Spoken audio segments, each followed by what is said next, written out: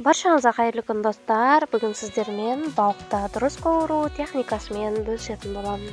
Міндетті түрде видеоның соңына дейін көріп, каналыма тіркеліп, лайк басуды ұмытпаңыздар. Алдымен балықтарды осылай өзімізге қуыруға ыңғайлы етіп кесіп аламыз. Дәміне қарай тұз қосып, араластырып 20 минутқа бетін жауып тұзы сіңгенше қоямыз.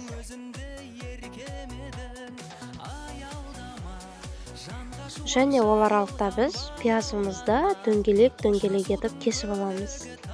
Бұл пияз бізге балықты сәндеу үшін қажет, және балықпен бірге ерекше дәм береді және көрік береді.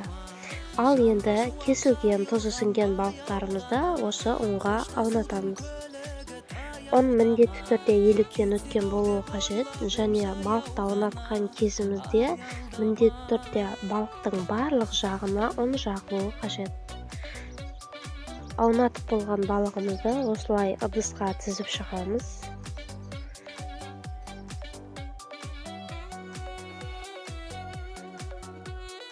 Тіршіліктің көлігі сабылысқан, саған деген көңілім алып ұшқан.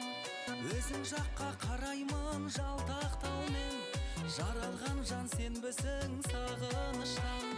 Аялдама, жанға шуақ жайылған баяу ғана, қоштасудың көлігі. Міне біздің балықтарымыз дайын.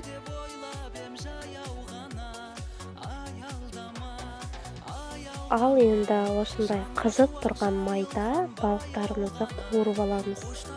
Міндетті түрде май қызып тұрған болуы қажет. Балығымызды екі жағын аудара отырып қызарғанша қуырамыз.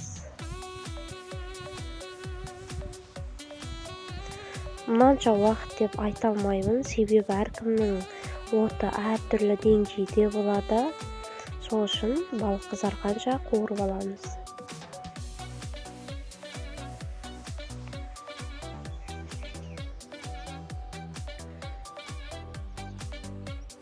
Міне біздің балықтарымыз қуырылып болды. Аялдама, жанға шуақ жайылған баяу ғана, қоштасудың көлігі таяудама. Біздің өте дәмді балықтарымыз дайын.